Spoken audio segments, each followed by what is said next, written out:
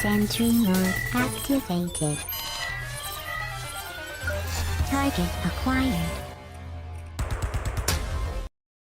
Hey there hunters, and welcome back to the Gunners Guild. Today we're going to go over the patch notes for Iceborne, some bowgun information that we have here somewhere, and just some thoughts on what to expect from Iceborne gunning. Nothing too special, so let's go. So if you didn't know, Capcom put out the patch notes for Iceborne. I'll leave it in the link in the description, but there are some points I wanted to go over and how it affects gunning and some other little things. It's nothing I didn't already test or expect, so no real surprises, but let's go ahead and start. Starting with bow, because that's pretty easy. Basically every aspect of bow got nerfed, all the motion values were nerfed, including Dragon Pierce. Arc Shot KO was nerfed, you pretty much get it. It's pretty understandable as bow was way too nutty. My only thoughts on this is that Dragon Pierce nerf, like, why? It sounds like rather than nerf specific things about bow that were overpowered, Capcom just blanket nerfed every aspect about it to be safe. And that's the only thing that doesn't really sit right with me. Like, why Dragon Pierce? Why Dragon Pierce? For bowguns, cluster have damage nerf and it can't be point blank shot anymore, which is a huge deal to be honest. That means clusters are going to take longer to detonate and monsters can easily reposition out of it now. They also have a maximum of 5 bomb berries instead of 10, so rip clusters. Spread ammo can aim higher. Okay, no damage nerf, so that's cool. We get to combine more ammo for some status and elemental ammo, so that's a plus. Normal 3 and Pierce 3 got a slight motion value buff, which I had tested in the beta. Pierce got like 1 motion value higher, which is actually good for Pierce, and normal is like 3. Wyvern ammo only got a tiny damage boost, and I believe it was only on the secondary hit. It was like 6 damage more, so it's nothing really. Sticky's got a little bit more damage. Again, no surprise there. Here's something I didn't catch though. Elemental ammo. Got the elemental damage nerfed, but the raw buffed.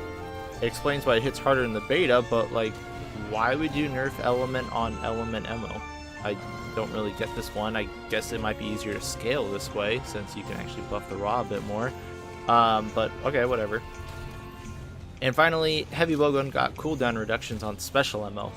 I don't know how much, I didn't actually test that in the beta, but that's cool. Wyvern Heart really needed it, so I was pretty surprised there.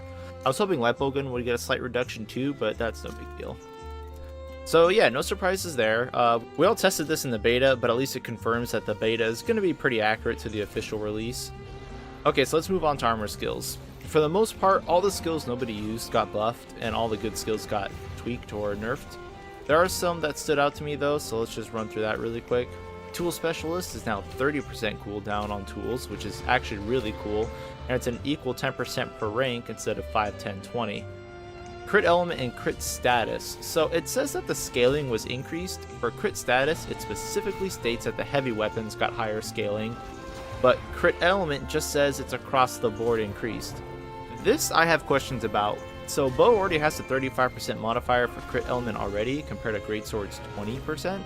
Now when they say it was increased, do they really mean that across all weapons? Because I can't fathom them increasing bow crit element even higher. That just seems insane. They nerfed every aspect of bow, why would they make the most important part better? And since crit status specifically mentioned weapons that got changed and crit element didn't, I have to assume that it's across all weapons. Anyway, I just seriously doubt, but it's interesting to see, so, you know, we'll see. Non-elemental boost is 5% now over 10%. Yeah, we've known that forever, and the skill is still super good. It's 1 level 2 decoration for 5% more raw. Yeah, you're still taking it every time. Heavy artillery. Dude, what the jeebus. 100% cannon damage? Now, I'm wondering if this is because they're not going to scale cannon damage into master rank, and you're just going to have to use this for any siege monster. I mean, I'm not complaining, it's just 2 level 1 decorations, but 100% damage? Dude, that's insane. Slugger is 10% more KO, no complaints there. Stamina Thief is the same. Now the real treat here is that you can just use the level 1 for 20% on these now. That's pretty good value. Stamina Thief is pretty lackluster to be honest, but in the event that we get a rapid fire exhaust 2 light bowgun, Stamina Thief will be great. And so if you didn't know, exhaust damage to the face does KO damage. So yeah, exhaust ammo can KO, and it actually does it pretty well. But if we get a rapid fire exhaust 2, dude, it would KO really fast. And having just 1 rank of Stamina Thief to get 20% more exhaust on it, yeah, that'll be pretty good. Spare Shot was nerfed by an unknown amount, and I've been saying this would happen for weeks, so I'm not surprised in the slightest. They gutted Clusters, and the only thing that made Clusters amazing was Spare Shot RNG, so might as well nerf Spare Shot. And now, I'm not mad about this at all, because hopefully it's useless now and we could stop fishing for Spare Shot RNG in our runs, but I still would have preferred them to just revert it back to the Generations version of Ammo Saver, where the saved ammo goes into the reserves rather than right back into the clip. This would keep the clip sizes and DPS the same and would just give us more ammo, which would have been just fine. Agitator got nerfed, no idea why, nobody used Agitator, but okay. Weakness Exploit was tweaked. It still grants 50% crit, but only if the monster is weakened by the Crutch Claw. Otherwise, it's 30%. I mean, it's still fine either way. Critical Eye got buffed because reasons. Heroics, here's another odd one. So the armor skill was gutted, but I have no idea why. Nobody used the armor skill. Everybody ate for Feline Heroics instead. And before you say, oh, well, it probably affects the food skill too, well, there's a section on the patch notes for food skill changes, and it's not listed there. It's only here in the armor skills, so I think the food skill is unchanged. So Heroics didn't really change, so okay. And that's about it for the gunner side of patch notes, so I just want to quickly touch on some other things that I wanted to, bring to light. First is that Gunlance looks like it just got buffed across the board, which is great. Charge shelling is faster and easier. It got guard point on the new Wyvern Stake Blast, and Slaplance doesn't knock players around. The scaling for full burst is increased, and we get level 6 ammos. So it's great. Likewise, Hunting Horn is just straight up better. Animations are faster, backswing stronger, encores are more controllable. Great, love it. And for monster tweaks, it looks like every monster now will build up flash immunity over time, so no more flash spams on any monster. That's totally fine. Everything else seems pretty minute. Doesn't really matter that much, but feel free to take a look at the patch notes. And that's basically it for the patch notes that really affect me. Now, we have a little bit more information on bowguns, so we have the screenshot here that shows higher level bowgun with the mod screen. There are 2 more mods here that Capcom has not officially shown, which are the Long Barrel and Power Barrel, and we've known about these for a long time as there was some information during the beta about 2 more bowgun mods. One is for critical distance and the other is for pierce effectiveness, which makes sense because Power Barrel used to add damage, but we already have damage mods, so there's no really point in having another one. And pierce effectiveness, I don't really know about that. I assume it means like pierce ticks will be closer together or something. Maybe it affects elemental pierce, not sure. Oh, speaking of elemental pierce though, they didn't mention in the patch notes that they behave slightly differently now. Previously, elemental pierced and it would hit each hit zone 1 time as it crossed. Now it still works like that, but it can no longer skip over gaps in the monster. Like, if you were going to shoot a Diablo's tail and aim across the tail to tag the wings as well, it would just fizzle once it left the tail. On the Tyrix fight, I couldn't understand why going from the pot of the face never pierced. Well, that's because there's a gap of air in between the two. When I redid the fight and went shoulder to shoulder, it would hit the arm, the chest, and the other arm. This isn't a huge change, but it does mess up some good shooting angles, especially if the monster staggers and moves, it's going to ruin everything. But anyway, back on topic, sorry I got sidetracked. So, this screenshot with mods, there's another thing to note.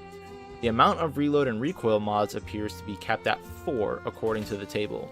So it looks like that's what we're getting. We're getting 4 mod slots, not 5. It looks like light bowgun's only going to get 1, and it's possible heavy bowgun could get 5, but I'm going to lean towards 4 as well. Why would they make another table to split the 2? Anyway, before you say, hey, it's not max rank bowgun, it could have another slot, well, the chart would show 5 entries for reload if you could have 5 slots.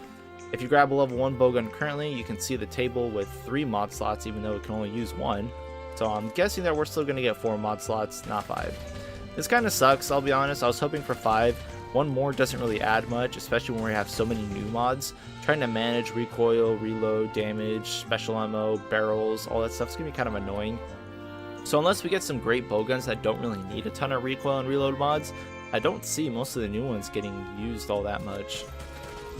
And that brings me to my other topic, which is the expectation for guns. Now, I'm not trying to be negative here just because I'm sure there's going to be a ton of crazy fun stuff for gunners to play with, but I just wanted to make you all aware of another thing. Bowguns don't change ammo size, recoil, or reloads when they upgrade. Unless it branches off, the only thing that's going to change with upgrades is the raw and maybe slots for affinity. So this means that the current bowguns we have won't really change with master rank, which is a scary thought because prior to Kulf Taroth, bowguns were awful. Heavy bowgun only had clusters because anything else it could do, light bowgun could do better. And it was only Kulf that gave us a Glutton and Horn that gave bowguns some salvation. And with clusters now obsolete, I'm not really sure what's going to happen. Of course, we have new monsters and variants to give us new bowgun options, but that's basically it.